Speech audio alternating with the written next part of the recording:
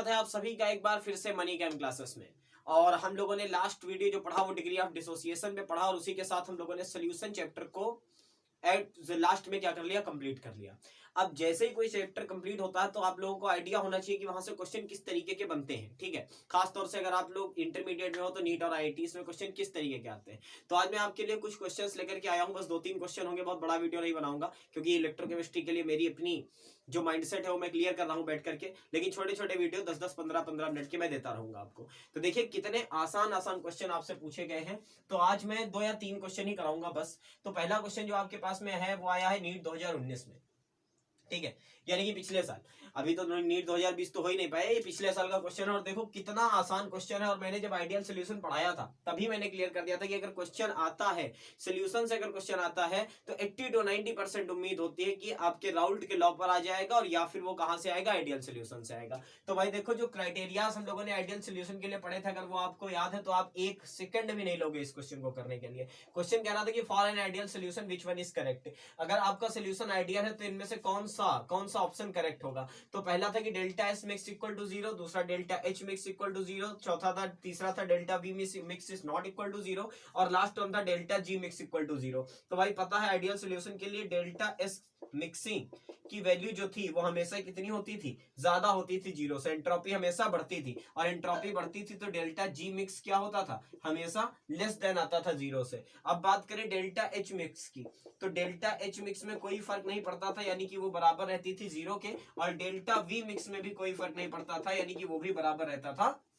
0 के। तो ideal solution के ये 4 क्राइटेरिया आपको पता होने चाहिए। इनमें से देखो कौन सा भाई केवल एक ही है जो सही दे रहा है आपको, delta H mix equal to 0, delta V mix equal to दिया है नॉट 0 के, तो ये वाला ऑप्शन भी गलत हो गया, ये वाला ऑप्शन भी गलत है, ये वाला भी गलत है, ये वाला भी गलत है। कौन सा सही है आपका, बी ऑप्शन सही है, ठीक है। तो इतना आसान क्वेश्चन, इससे आसान की उम्मीद तो नहीं करनी चाहिए आपको, ठीक है। अगर आप डेप्थ में पढ़ रहे हो तो इससे आसान की उम्मीद आप मत करो।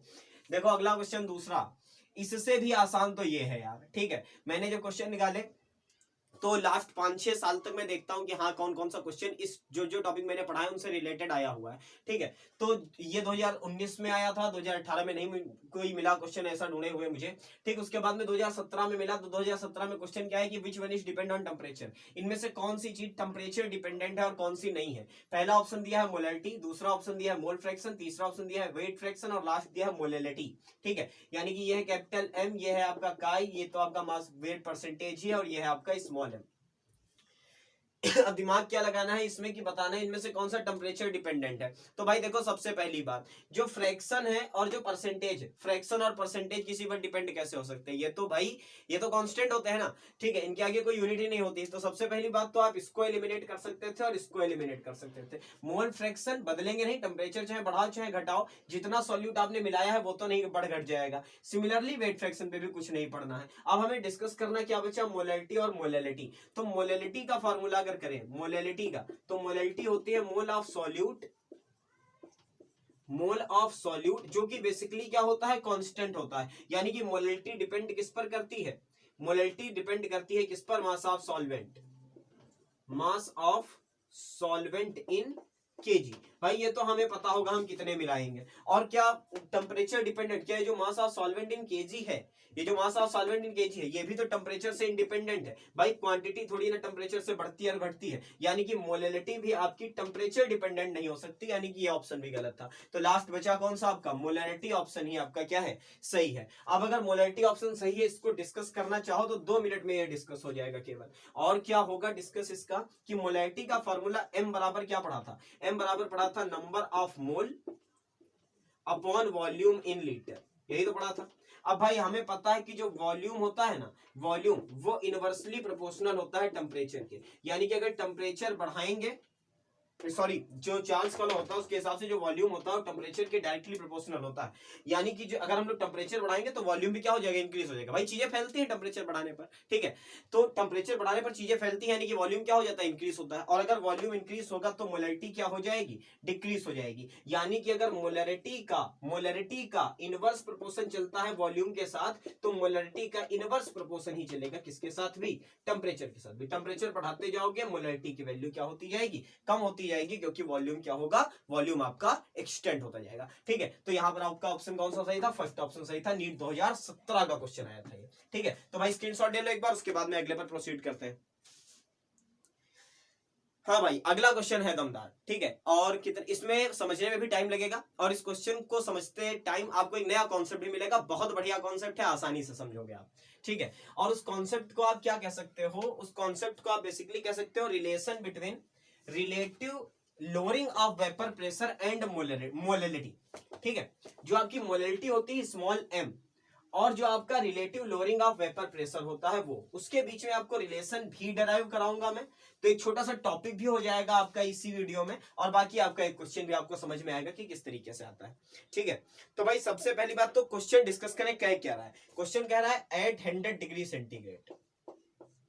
बहुत ट्रिकी क्वेश्चन है, मजेदार क्वेश्चन है, समझने में मजा आएगा। कह रहा है 800 degree centigrade vapour pressure, VP जब भी लिखता हूं तो उसका मतलब क्या है आपका, वेपर प्रेशर। तो वेपर प्रेशर ऑफ सॉल्यूशन दिया हुआ है आपको कितना, 6, vapour pressure of solution of 6.5 gram of non volatile solute, non volatile solute इस 732 mm।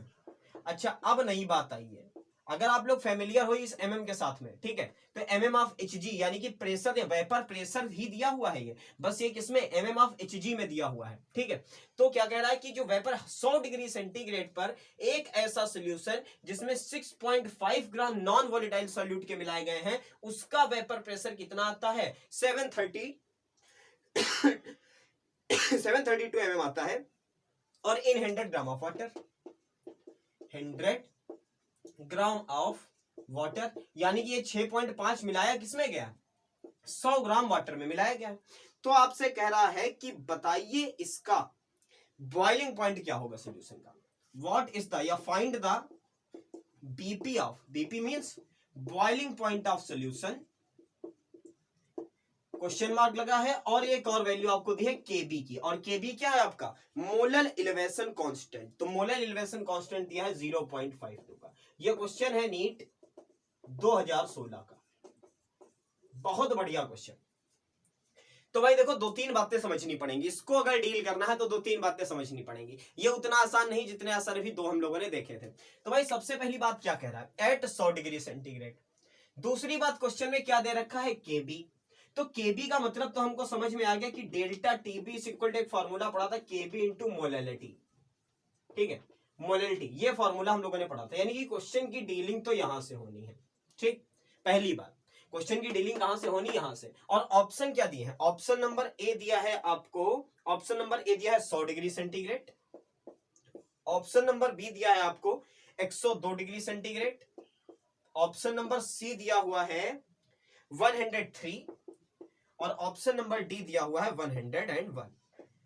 तो देखो यहां पर क्या, सबसे पहली चीज ये देखो कि 100 डिग्री सेंटीग्रेड पर बात हुई वेपर प्रेशर की, 6.5 ग्राम को मिलाया गया 100 ग्राम ऑफ किसमें, वाटर में। तो हमें तो पता है ना पानी का बॉइलिंग पॉइंट कितना होता है, पानी का बॉइलिंग पॉइंट कितना होता है, 100 डिग्री सेंटीग्रेड होता है। ठीक है, तो ये वाला ऑप्शन तो हो ही नहीं सकता, पहली बात तो ये समझो, 100 डिग्री सेंटीग्रेड तो नहीं हो सकता। जब नॉन वोलेटाइल चीज मिलाओगे तो बॉइलिंग पॉइंट इंक्रीज होता है, यानी कि या तो ये है या फिर ये है और या फिर ये है। अब डिसाइड करना है इन तीनों में से कौन सा है। ठीक, तो दूसरी बात समझो कि अगर 100 डिग्री सेंटीग्रेड की बात करें तो ये 732 nm जो दिया गया, ये जो 732 nm दिया गया है, ये है basically PS means vapour pressure of solution, और ये कितना दिया हुआ है, 732 mm ऑफ Hg, पूरा लिख लो 732 mm ऑफ Hg।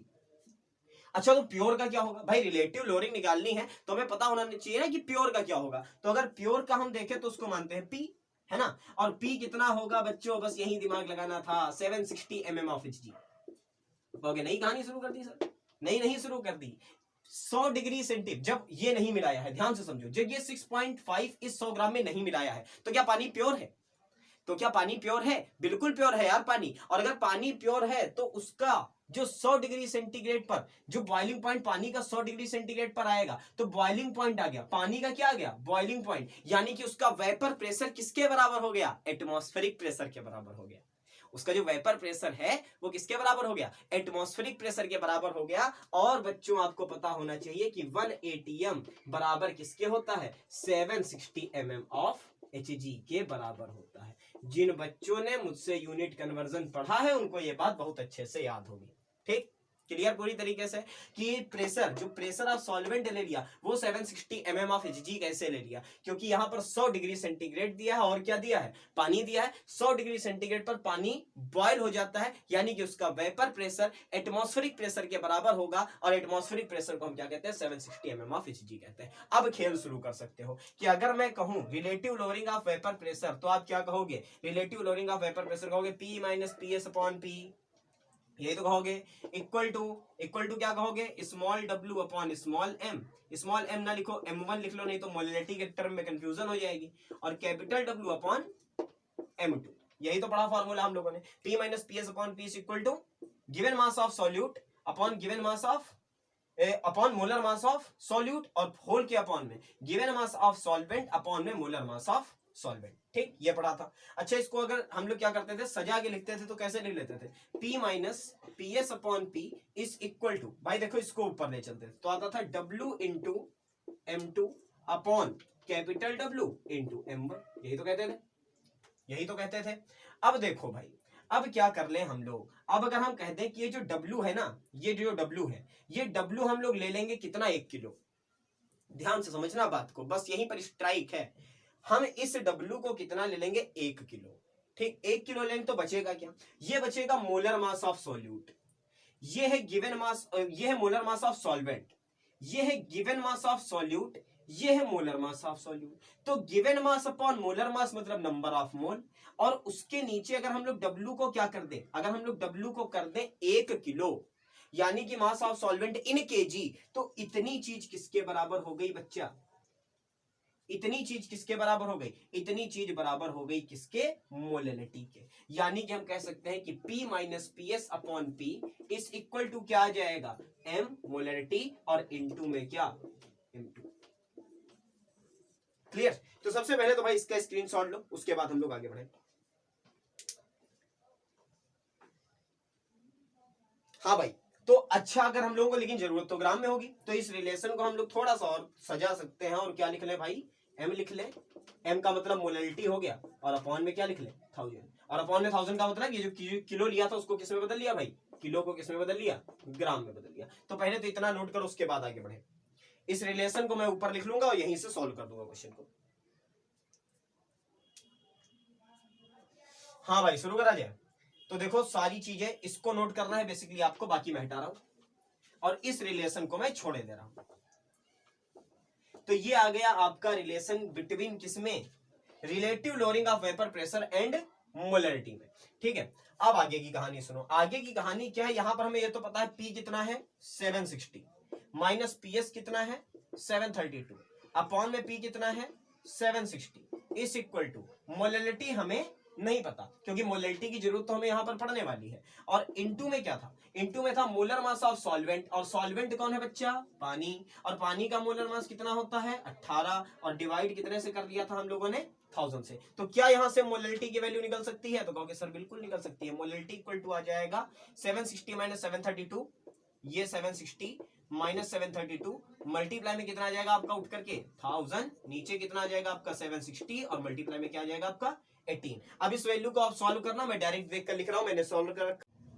हाँ भाई, तो अब आगे शुरू करते हैं कि डेल्टा टीबी का फॉर्मूला हम लोगों ने पढ़ा था क्या, केबी इंटू मोलिनिटी, और वहां पर मोलिनिटी जो आपकी आई है वो कितनी आई है भाई, 2.0 आएगी, ना कि 0.20 आएगी, ये पॉइंट की मिस्टेक थी वहां पर।